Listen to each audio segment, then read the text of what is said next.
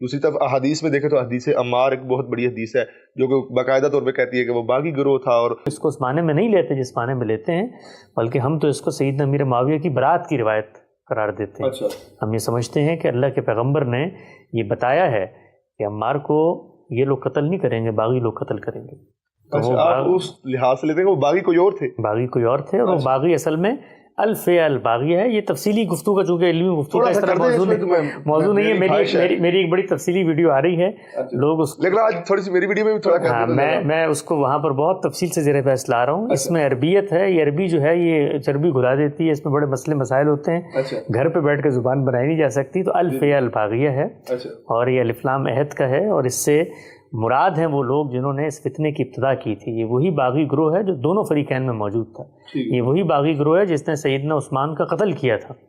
تو ہم تو اس روایت کو سیدنا امیر معاویہ کی برات کی روایت سمجھتے ہیں۔ اس پر تفصیلی نقطہ نظر میں اپنی جگہ پر انشاءاللہ پیش کروں گا، لیکن میں اس وقت صرف یہ بتانا چاہ رہا ہوں کہ لوگ عام طور پہ جو یہ کہتے ہیں کہ جی ان کے یہاں ایک رائے قائم ہو گئی، ایک تاثر قائم ہو گیا، اتنے کچے مکان نہیں بناتے غامدی صاحب۔ ٹھیک ہو گیا۔ یہ قتل عمار کے متعلق جو روایت ہے کہ عمار کو باغی جماعت قتل کرے گی، کسی ویڈیو میں گامدی صاحب نے یہ فرمایا تھا کہ اس کا مصداق جو ہے حضرت عثمان کے خلاف جو بلوائی ہیں وہ بنتے ہیں۔ تو یہ بات سمجھ میں نہیں آئی تھی، کیونکہ ہمیں روایات میں تو ملتا ہے کہ قتل عمار کے بعد امیر معاویہ اور عمرو بن العاص کے بیچ مکالمہ ہوا کہ عمار قتل ہو گئے ہیں۔ اس میں امیر معاویہ نے ڈانٹا کہ علی لائے تھے انہیں اس جنگ میں، تو وہ اس کے ذمہ دار ہیں قتل ہونے کے۔ تو یہاں تو یہ جو صحابہ جو انوالوڈ ہیں وہ تو سمجھ رہے ہیں کہ ہم سے ہی قتل ہوا ہے، ہمارے لشکر سے ہی قتل ہوا ہے۔ ابو الغاویہ کا نام بھی آ گیا ہے، وہ صحابی جن کے ذریعے قتل ہوا ہے وہ بھی روتے تھے۔ تو یہ بلوائیوں کی طرف انہیں لے کر جانا، فٹ کرنا، یہ ذرا بات سمجھ میں نہیں آئی، اس کی ذرا اگر آپ وضاحت کریں۔ دیکھیے، روایت کے اندر جب کوئی بات بیان ہوتی ہے تو اس بیان ہونے والے نقطہ نظر کو سمجھا جاتا ہے۔ غامدی صاحب نے اپنا ایک رجحان بیان کیا بڑی تفصیل سے، قاضی طاہر الہاشمی صاحب جو ہیں انہوں نے بھی اپنا رجحان اور اپنا پورا نظریہ سیدنا امیر معاویہ کے بارے میں جو 100 اعتراضات ہیں اس کتاب میں لکھا ہے۔ اس رجحان کی جو بناء استدلال ہے وہ الف لام الفیہ الباغیہ کے اندر جو آ گیا ہے وہ ایک تحدید تخصیص کا اشارہ کرتا ہے زبان کے قرائن اور زبان کی روح سے۔ جب آپ معاملے کو دیکھتے ہیں تو اس میں حقیقت کی طرف جاتے ہیں کہ جو سب کچھ ہوا ہے یہ کس چیز کا نتیجہ تھا، یعنی اس کا صحرا کس کے سر پہنایا جانا چاہیے، جنہوں نے ان سارے کے سارے نقصانات کی بنیاد رکھی ہے۔ تو وہ اصل میں وہ گروہ باغیہ ہے جنہوں نے سیدنا عثمان کے خلاف بغاوت کی تھی، بلوائیوں کا گروہ۔ اب پیغمبر جب یہ کہتے ہیں یا پیغمبر کی نسبت سے کہا جاتا ہے کہ عمار کو باغی گروہ قتل کرے گا، تو یہاں پر تو پہلی چیز ہم یہ بتاتے ہیں کہ بغاوت تو ہو ہی نہیں رہی۔ اصول دیکھو نا چیزوں کو، بغاوت تو تب ہو کہ جب انعقاد خلافت کے بعد کوئی ایک گروہ اٹھے اور وہ بغاوت کا علم بلند کر دے۔ بغاوت تو عملاً کو کر نہیں رہا، آپ عملاً عقلاً باغی کا اطلاق کر نہیں سکتے، اس لیے کہ انعقاد حکومت کو نہیں مانا گیا۔ اس میں بڑی تفصیل سے ہم نے اپنا نقطہ نظر بیان کیا ہے کہ باغی گروہ کو پہلے حقیقت میں باغی ہونا چاہیے، اس سے ہٹا کر، یعنی یہ روایت ہو یا نہ ہو، آپ کو پہلے جو سرکمسٹانسز ہیں اس میں کسی گروہ کو باغی ثابت کرنا ہے کہ تم باغی ہو، اور وہ باغی جو ہے دونوں کو ثابت کرنا ہے۔ ان لوگوں کو بھی جو لڑ رہے وہ کہیں گے تم باغی ہو، اور ان لوگوں کو بھی تسلیم کرنا کہ ہم نے بغاوت کر دی، ہم کھڑے ہو گئے۔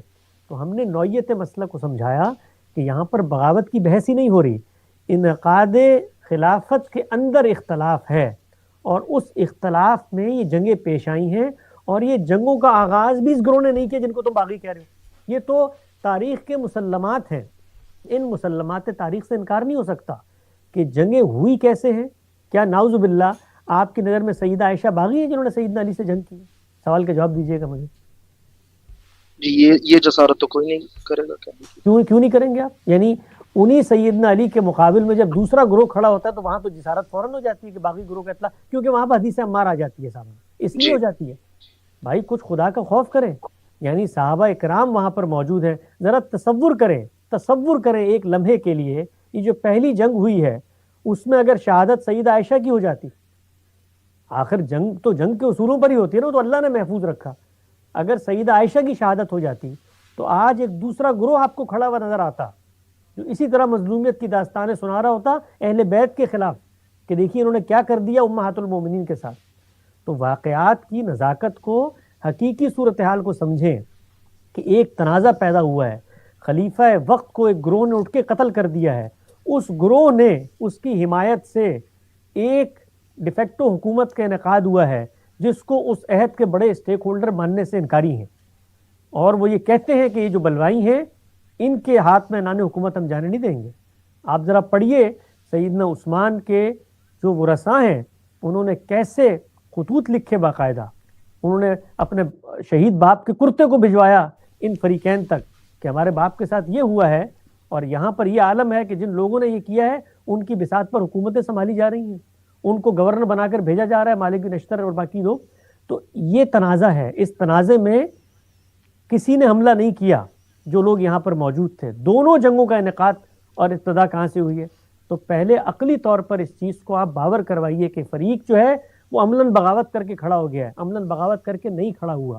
اب اگلی بات یہ ہے کہ آپ کو پیغمبر کی نسبت سے ایک چیز نظر اچھا ایک فریق کو آپ باغی گروہ قرار دے رہے ہیں ایک روایت کی بنیاد پہ، میں آپ کے سامنے اتنی روایتیں بھی پیش کر دوں گا کہ جس کو آپ باغی گروہ قرار دے رہے ہیں، رسالت میں آپ صلی اللہ علیہ وسلم ان کو جنتی گروہ قرار دے رہے ہیں، تو اس کی بنیاد پر میں کیا یہ فیصلہ کروں کہ سیدنا امیر معاویہ کے مقابلے میں جو لوگ تھے وہ سب کے سب جہنمی ہیں اس لیے کہ رسول اللہ نے ان کو جنتی قرار دے دیا؟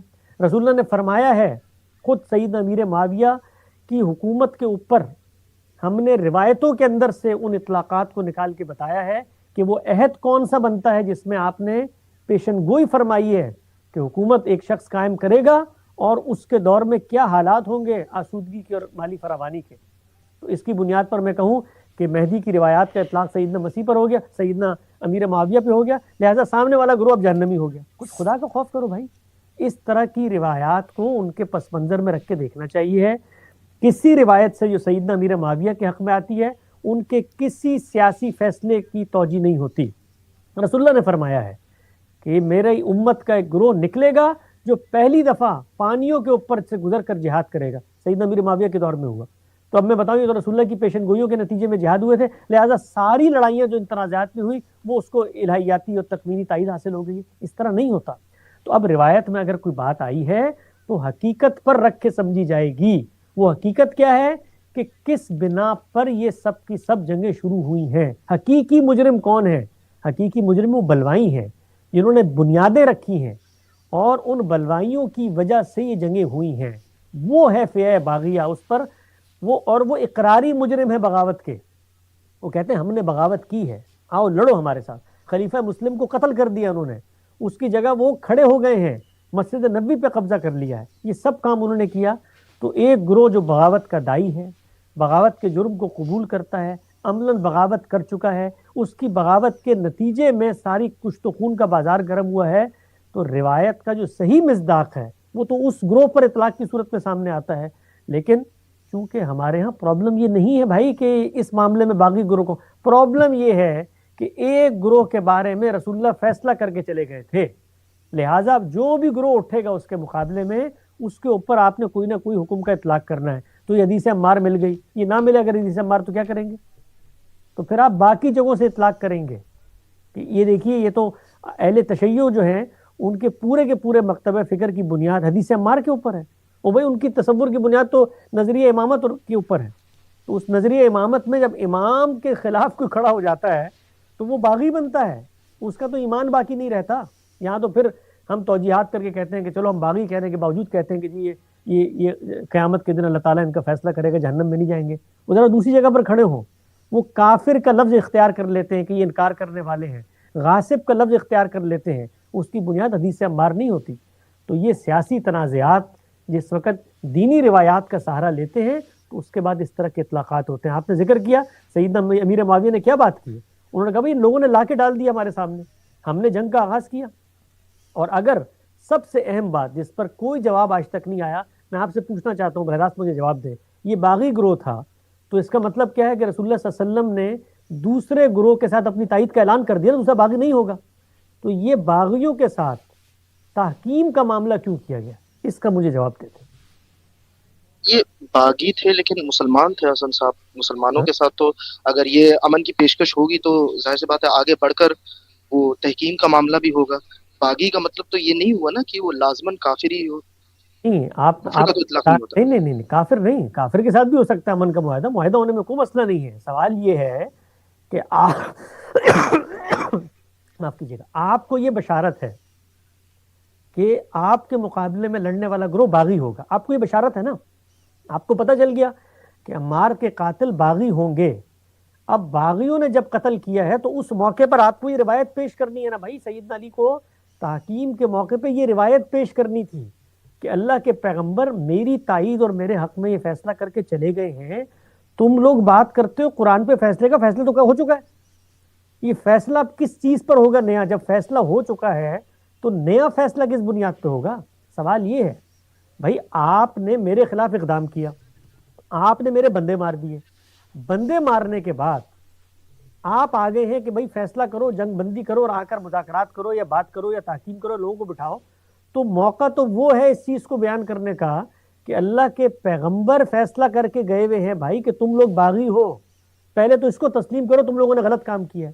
جس وقت میں تحکیم کو مان لیتا ہوں، میں معاملے کی نیوٹرلٹی پر آ گیا، نیوٹرل کر دیا میں نے معاملے کو. تو یہ جو پورا تصور ہم پیش کر رہے ہیں اس گروہ کی نسبت سے، کیا سیدنا علی نے کسی موقع پر یہ روایت پیش کی ہے کہ عمار کو باغی گروہ قتل کرے گا لہٰذا یہ سارا گروہ باغی ہے؟ تحکیم کی بات کرتے ہو، ان باغیوں سے تحکیم کریں گے. وہ جو دوسرے باغی تھے ان سے مل کے تو حکومت بنا لی گئی. جو حقیقی باغی تھے وہاں پر تو یہ عالم تھا کہ حکومت بنا لی گئی. یہاں پر یہ کہ جی یہ باغی گروہ اور یہاں تحکیم کی جا رہی. جی درست درست. سیدنا علی کی نسبت سے بتائیں نا کہ انہوں نے کہا ہو کہ ہمارا مقابلہ باغیوں کے گروہ سے ہے. اچھا ایک باغیوں کا گروہ ہے پہلا، یہ والے سیدنا امیر معاویہ، تو پہلا گروہ کیوں باغیوں کا نہیں اس کی جس کی قیادت سیدہ عائشہ طلحہ زبیر کر رہے ہیں؟ یعنی عقلی اصول پہ بتائیے نا. جب یہ سوال پیش کیا جاتا ہے تو وہ کہتے ہیں کہ لغوی طور پر آپ باغی انہیں بھی کہہ سکتے ہیں، خارجی بھی کہہ سکتے ہیں لغوی طور پر. یعنی سیدہ عائشہ باغی تھی لغوی طور پہ. اب میں ان صاحب کا نام نہیں لینا چاہتا، لیکن وہ کہتے ہیں کہ دیکھو اگر آپ خروج کا بھی اگر آپ اطلاق کرنا چاہیں سیدہ عائشہ بات کریں، وہ جو صاحب کہتے ہیں نا وہ پوری بات کریں. وہ پوری بات صرف یہ نہیں کرتے، وہ جماعت صحابہ کو غاصب سمجھتے ہیں. وہ پوری بات کریں اور آ کر دیانتداری سے بات کریں کہ ہم صحابہ کی جماعت کو غاصب سمجھتے ہیں. انہوں نے اقتدار جو اہل بیت میں سیدنا علی کے سپرد ہونا تھا اس کو چھین لیا ان کے ہاتھ سے. ہم سب کو غاصب سمجھتے ہیں. تو کھل کر کہیں نا تبرہ کیوں کرتے ہیں، کھل کر کہیں تکیہ کیوں کرتے ہیں. آئی تھنک حسن صاحب اس میں سب سے امپورٹنٹ یہ ہے کہ حضرت علی نے خود اسے استدلال کے طور پر نہیں پیش کیا کہ دیکھو قتل عمار ہو گیا ہے، اب تو بات یہ سب ہو گیا. تحکیم قبول کرنے کا مطلب کیا ہے بھائی؟ حکم بنانے کا مطلب کیا ہے؟ حکم بنانے کا مطلب یہ ہے کہ معاملے کو میرٹ پہ دیکھا جائے. تو میرٹ اگر آپ کے حق میں تائید ہے روایت کی، حکم کو روایت پیش کریں گے آپ. تحکیم جڑی ہوئی ہے اس پورے تصور سے.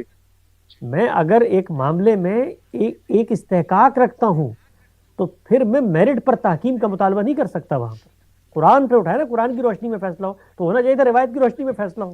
روایتیں کاغذوں پہ لے کے نیزوں پہ لٹکائی جاتی ہیں کہ عمار باغی گروہ قتل کرے گا، اس کی بنیاد پہ فیصلہ کرو. قرآن اٹھائے گا کہ روایت اٹھائے گی؟ بالکل درست، بالکل واضح ہو گیا. بہت بہت شکریہ.